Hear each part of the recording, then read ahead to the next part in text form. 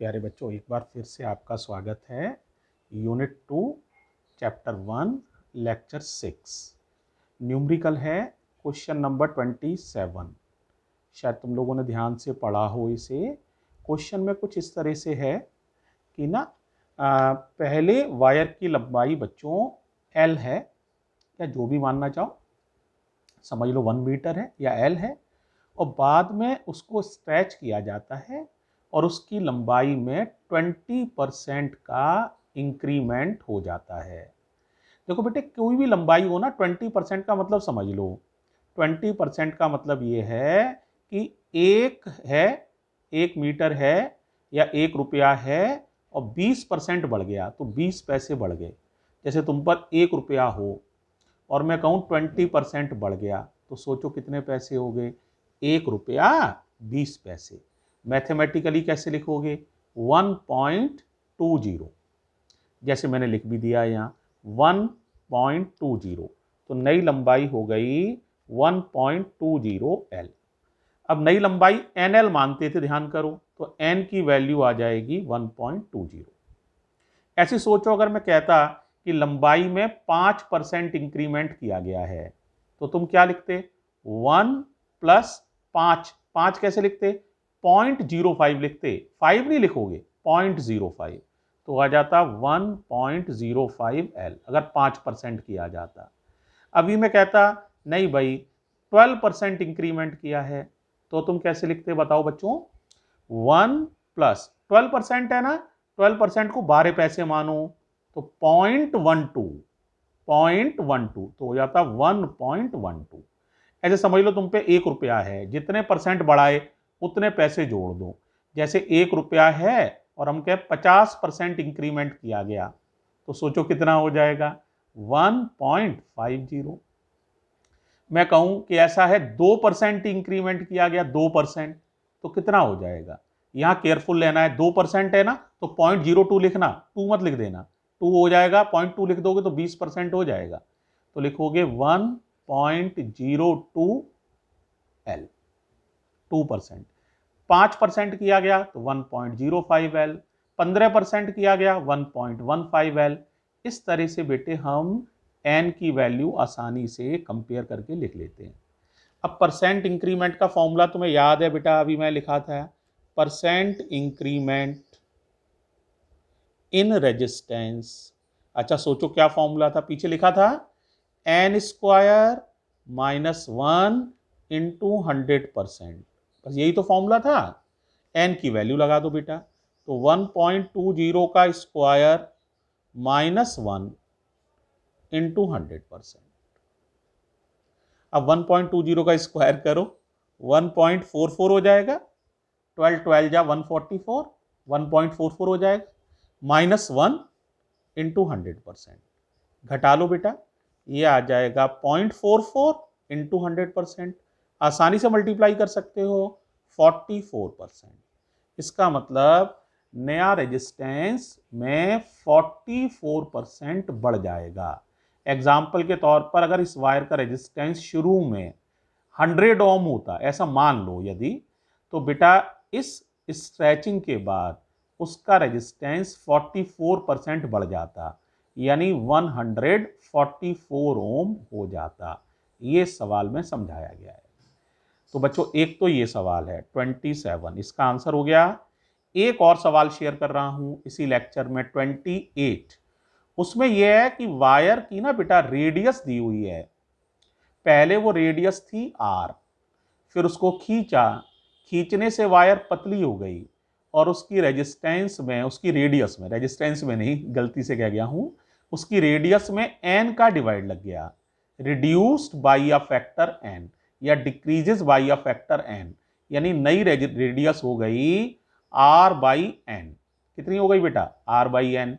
तो हमें उसका नया रेजिस्टेंस जो है वो कैलकुलेट करना है, तो वो निकल के आएगा n की पावर 4r। क्या निकल के आएगा? n की पावर 4r। देखो ये मैं तुम्हें 28 वाला दिखा रहा हूं, इस तरह से है, दिखा? नई पहले रेडियस कितनी है? r, small r is the initial radius.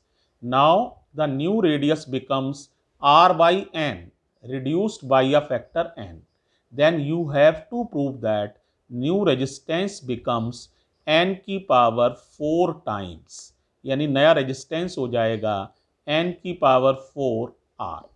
अब इसको देखो कैसे करेंगे, बिल्कुल पहले वाला तरीका अडॉप्ट करेंगे।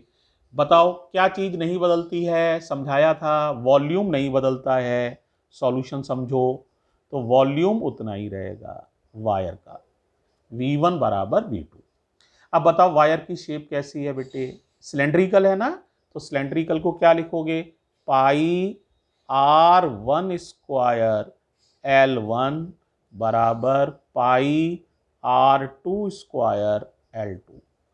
अरे भाई वॉल्यूम सिलेंडर का याद है, एरिया इंटू लेंथ, एरिया फिर क्या होता है पाई आर स्क्वायर, क्योंकि जो उसका क्रॉस सेक्शन होता है सर्कुलर होता है ना। तो या अगर डायरेक्ट 9/10 में याद किया हो वॉल्यूम ऑफ सिलेंडर, तो पाई आर स्क्वायर एल याद ही किया होगा। एल की जगह वहां एच था, पाई आर स्क्वायर एच लिखते हैं, यहाँ एच की जगह एल लिखा है।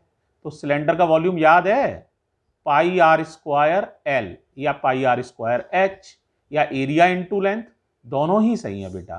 तो पाई से पाई देखो कट गया, चेक करो। अब बताओ R1 स्क्वायर की जगह क्या लिखोगे, R square L1, R2 square की जगह ये वाली चीज R square upon N square और L2। R स्क्वायर से R स्क्वायर कैंसिल हो जाएगा, तो बेटा L2 की वैल्यू आ जाएगी प्यारे बच्चों N स्क्वायर L1। ये आ गया। अब कंपेयर तो रेजिस्टेंस करना है ना तुम्हें बेटा, तो रेजिस्टेंस का फॉर्मूला याद करो क्या था। अच्छा बताओ क्या था, लिखा था तुमने R बराबर रो एल अपॉन ए का फॉर्मूला लगा दो। ए कितना लिखोगे पाई आर स्क्वायर, तो rho l upon pi r square. कौन कौन सी चीजें कांस्टेंट हैं जो नहीं बदलेंगी, रो एक तो रेजिस्टिविटी नहीं बदलती है, एक प्यारे बच्चों पाई कांस्टेंट है, तो रो और पाई तो बेकार है इस फॉर्मूले में।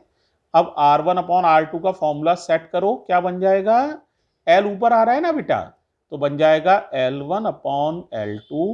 देखो R नीचे आ रहा है, उल्टा रेशियो लेना, R2 square upon R1 square.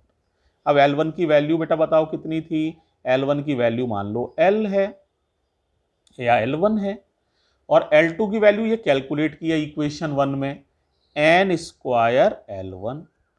R2 square value रख दो यहां से R2 स्क्वायर की, R square upon N square.